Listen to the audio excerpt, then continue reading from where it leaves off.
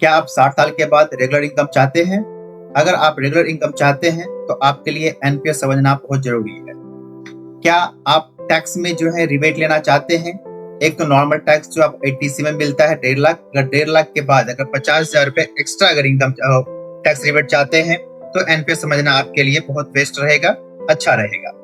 अभी कुछ रिसेंटली जो है एनपीएस में मॉडिफाई भी हुआ है, अमेंडमेंट हुआ है, तो उसके बारे में भी जानना जरूरी है। जो सब्सक्राइबर पहले से सब्सक्राइब किए हुए हैं, जो एनपीएस लिए हुए अकाउंट ओपन किए हुए हैं, जो इन्वेस्टमेंट कर रहे हैं, उसके लिए भी समझना जरूरी है। और जो नया लोग जो जुड़ना चाहते हैं, जो एनपीएस अकाउंट खोलना चाहते हैं, उनके लिए भी ये समझना जरूरी है। ये वीडियो के माध्यम से मैं समझाना चाहता हूँ और समझा रहा हूँ। चलिए आगे की ओर जो है बढ़ते हैं और देखते हैं क्या क्या अभी चेंजिंग हुआ है और एनपीएस अकाउंट क्या है, एनपीएस अकाउंट ओपन करवाने से हमें क्या क्या फैसिलिटी मिल सकती है, कहाँ हम टैक्स रिबेट ले सकते हैं और अकाउंट कैसे ओपन करवा सकते हैं, डॉक्यूमेंट क्या क्या चाहिए, ये सारा कुछ हम आपको डिटेल्स में बताते हैं। अब जैसे कि बात करते हैं एनपीएस, ये एनपीएस है क्या? तो ये जो है नेशनल पेंशन सिस्टम्स है, जो government back retirement saving scheme है, जो भारत सरकार के द्वारा जो पीएफआरडीए जो है वो मेंटेन करती है। जो ये long term retirement plan scheme है, मार्केट लिंक इन्वेस्टमेंट सिस्टम्स है। जो भी आप इसमें इन्वेस्टमेंट करते हैं वो मार्केट में इन्वेस्ट होता है। नेक्स्ट, एनपीएस कब से आया और इसमें जो है क्या क्या जो है ऑप्शंस हैं, कैसे जो है ये इम्प्लीमेंट किया गया। अब ये एनपीएस जो है जो 2004 से 1 जनवरी 2004 को जो है लागू किया गया। भारत में जो है 2 तरह का जो है पेंशन का जो है वो ऑप्शंस है, एक यूपीएस है, यूपीएस, और एक है एनपीएस। अब यूपीएस जो है वो अभी भी प्रेजेंट में भी काम कर रही है, जो केवल जो गवर्नमेंट सेक्टर में जॉब करता है वो उसमें जुड़ सकता है, उसमें इन्वेस्टमेंट कर सकता है और उसमें जो है जो भी प्रोसीजर है वो उसके अकॉर्डिंग जो है उसका फैसिलिटी ले सकता है। देन एनपीएस आते हैं। एनपीएस 2004 में स्टार्ट किया गया 1 जनवरी को। उस समय केवल जो है इनिशियल तौर पे जो है वो केवल गवर्नमेंट सेक्टर में जॉब करता था, उसके लिए था। बट 2009 में फिर से इसमें अमेंडमेंट किया गया और देन ये सारे सिटीजन के लिए, जो भी इंडियन है उन सबके लिए जो है ये ओपन कर दिया गया है, जो कोई भी जो है इसमें इन्वेस्टमेंट कर सकते हैं और जो 60 साल के बाद जो है रेगुलर इनकम जो है वो प्राप्त कर सकते हैं। इसका ऑब्जेक्टिव क्या है, हमें एनपीएस क्यों ओपन करवाना चाहिए? तो इसमें होता क्या है, जो आपका ये जो है सिक्योर जो है आपका फाइनेंशियल है, जो रिटायरमेंट के बाद आपको आएगा। रेगुलर पेंशन इनकम है, जब भी आपका 60 साल हो जाएगा उसके बाद एक इनकम जनरेट हो जाएगा जो आपको सर्वाइव करने में मदद करेगा। ये जो है long term saving income encourage है, जो आपको लॉन्ग टर्म जाने के लिए जो है इसमें आपको इंकरेज करता है। देन जैसे कि आप 60 साल के बाद किसी पर डिपेंड रहते हैं, अगर आप एनपीएस में इन्वेस्ट करते हैं तो 60 साल के बाद जो है आपको किसी पर डिपेंड नहीं होना पड़ेगा, आपको रेगुलर इनकम आता रहेगा। रिटायरमेंट कॉर्पस को जो है ये बिल्ड करता है। देन इसमें जो है अकाउंट कौन ओपन करवा सकता है एनपीएस का? तो एक जो है इंडियन सिटीजन, दूसरा है एनआरआई, तीसरा है ओसीआई, और इसमें जो है ये तो है जो हम इसमें ये ओपन करवा सकते हैं। देन उसमें एज कितना होना चाहिए? तो एज जो है ये नॉर्मल एनपीएस है, जो इसमें 18 से लेके 50 साल तक का आदमी जो है इसमें एनपीएस में ऐड हो सकते हैं, सब्सक्राइबर बन सकते हैं। देन डॉक्यूमेंट क्या क्या है? केवाईसी जो नॉर्मल जो रहता है वो केवाईसी ये होगा। कौन ओपन नहीं करवा सकता है? तो एचयूएफ पीआईओ वो जो है इसमें सब्सक्राइबर नहीं बन सकते हैं, एनपीएस अकाउंट ओपन नहीं करवा सकते हैं। देन मैं जो डिस्कस कर रहा हूँ, जो चर्चा कर रहा हूँ, वो टायर 1 अकाउंट के, जो ये मैन रिटायरमेंट अकाउंट है, जो टैक्स बेनिफिट अवेलेबल है और इसमें जो है विड्रॉल रिस्ट्रिक्शन है, बट उसमें भी जो है अभी अमेंडमेंट आया है नया, उसमें बहुत कुछ चेंज हो गया है। जैसे कि मैं अभी 1 मिनट रुक जाओ, इसको पहले डिलीट कर दूं। और दूसरा जो टायर 2 अकाउंट जो है ये ऑप्शनल सेविंग अकाउंट है, जो फ्लेक्सिबल विड्रॉल है। इसमें जो है कोई मेजर जो है आपका टैक्स का जो है वो बेनिफिट नहीं है। टैक्स को बेनिफिट लेने के लिए आपको टायर 1 का अकाउंट चाहिए होगा, और विड्रॉल का जो है वो भी हम अगले डिस्कस करेंगे, जो कि अभी नया जो है 2000 अमेंडमेंट एक्ट 2025 में क्या क्या चेंजिंग हुआ है उसके अकॉर्डिंग हम लोग डिस्कस करेंगे।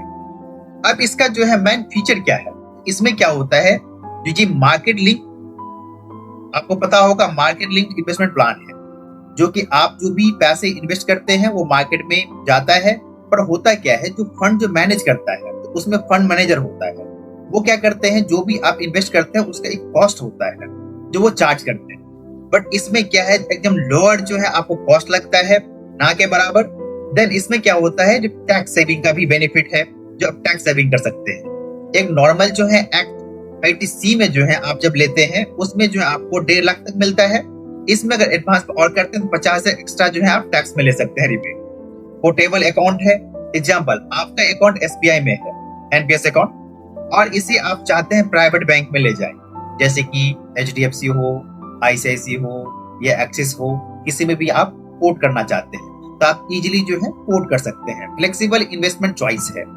अब इसमें जो इन्वेस्टमेंट करते हैं उसके लिए भी जो ऑप्शंस हैं, आप इक्विटी में डाल सकते हैं, गवर्नमेंट बॉन्ड में डाल सकते हैं, गवर्नमेंट सिक्योरिटी में डाल सकते हैं, जैसे आप चाहे वैसे कर सकते हैं। ट्रांसपेरेंट सिस्टम्स है, मार्केट लिंक रिटर्न है, आपका रिटायरमेंट पेंशन फैसिलिटी है। देन इसमें जो हम आपको पहले बता दिए, जो क्लास एसेट क्लास जो है, कहाँ जो है ये इन्वेस्टमेंट होता है, ऑप्शन जो है एनपीएस में उसका, तो इक्विटी हो गया, कॉर्पोरेट बॉन्ड हो गया, गवर्नमेंट सिक्योरिटी हो गया और अल्टरनेटिव एसेट्स है। देन उसके बाद क्या है, इन्वेस्टमेंट चॉइस। आप इन्वेस्टमेंट कैसे कर सकते हैं, इसमें दो तरह का है, एक है एक्टिव चॉइस, एक है ऑटो चॉइस। एक्टिव जैसे समझिए, जो लमसम में पैसे, मान लीजिए कि साल में हम एक बार जो है 5 लाख डाल दिए, ठीक है, वो एक्टिव हो गया। ऑटो, हम जिस अकाउंट में हम ऐड किए हुए उस अकाउंट में एक एसआईपी की तरह लगा देंगे, जो हर मंथ, जैसे कि हम एक ऐड कर दिए जो 1 तारीख को हमारे अकाउंट से 20,000 रुपए जो है एनपीएस अकाउंट में चला जाए, तो ये ऑटो डेबिट लग जाएगा और ये ऑटोमेटिक वहां से कट के जो है आपके अकाउंट में जो है वो जमा हो जाएगा। देन टैक्स बेनिफिट जो है वो एनपीएस में क्या है, तो एक होता है क्या है, नॉर्मल टैक्स जो हम 80C में जो लेते हैं वो लेते हैं 1.5 लाख तक। अगर आप एनपीएस में इन्वेस्टमेंट करते हैं साल का 50,000 रुपए मिनिमम, तो आप ये एक्स्ट्रा जो है आप 80CCD के अकॉर्डिंग जो है आप एक्स्ट्रा जो है रिबेट ले सकते हैं एडिशनल। देन इसमें एडवांटेज क्या है, बेनिफिट फॉर कस्टमर्स। अब जो सब्सक्राइबर है, जो कस्टमर है, जो ये एनपीएस अकाउंट ओपन करवाते हैं, उसका क्या है, ये सिक्योर रिटायरमेंट प्लानिंग है, लॉन्ग टर्म वेल्थ क्रिएशन है, प्रोफेशनल फंड मैनेजमेंट करता है, इसमें फ्लेक्सिबल कंट्रीब्यूशन अमाउंट है, ऑनलाइन मॉनिटरिंग फैसिलिटी है, लो मैनेजमेंट चार्ज है। अब ये अकाउंट ओपन करने के लिए जो है वो हम क्या क्या मेथड है, तो एक तो हम जाएंगे एनपीएस के पोर्टल पे और ई एनपीएस पोर्टल से जो है हम अकाउंट ओपन कर सकते हैं इजीली। दूसरा, जिस बैंक में हमारा अकाउंट है उस बैंक से जो है हम इजीली जो है अकाउंट ओपन करवा सकते हैं, थ्रू फाइनेंशियल इंस्टीट्यूशंस है वहां से भी अकाउंट ओपन करवा सकते हैं। अब रही बात अकाउंट ओपन करने के लिए डॉक्यूमेंट क्या क्या चाहिए होगा, तो अब जैसे हम लोग डिस्कस कर रहे थे, नॉर्मल जो है इंडियन सिटीजन है, ठीक है, उसके लिए जो है Aadhaar card, PAN card, mobile number, bank account, passport size photo, ये आपका अकाउंट जब ओपन करवा जाते हैं फिजिकल में वो चाहिए होगा। देन जो एनआरआई है तो उसके लिए क्या चाहिए होगा, तो जो एनआरआई कस्टमर्स हैं उसके लिए पासपोर्ट हो गया आपका, वीजा हो गया, पैन कार्ड हो गया, उसके अकॉर्डिंग जो है वो यहाँ पे एनपीएस अकाउंट खोल सकते हैं और इन्वेस्टमेंट कर सकते हैं। देन अब जैसे कि पीएफआरडीए जो है वो एनपीएस में अमेंडमेंट किया है 2025 अकॉर्डिंग, मैं मास्टर चार्ट में बता रहा हूँ जो कि मैंने निकाला है। अब इसमें क्या है, जो मैं इसमें 3 टेबल बनाया हूँ, एक फीचर पैरामीटर है, न्यू रूल्स जो अभी आया है वो, और कंडीशन क्या क्या है वो। अब इसमें जैसे क्या है, जो पहले जो एज हुआ करता था वो था 75 साल का, बट अभी जो है इसको इंक्रीज करके जो है कर दिया है 85 ईयर। ये सभी सब्सक्राइबर के लिए है, गवर्नमेंट हो या प्राइवेट सेक्टर का हो या कोई भी हो, इसमें आप जुड़ना चाहें तो आप 50 साल का है तब भी आप जुड़ सकते हैं। लॉकिंग पीरियड, लॉकिंग पीरियड में क्या है, जो अब ये रिमूव कर दिया गया है, इसमें अब 0 ईयर, कोई भी वैसा नहीं है, ऑल सिटीजन के लिए।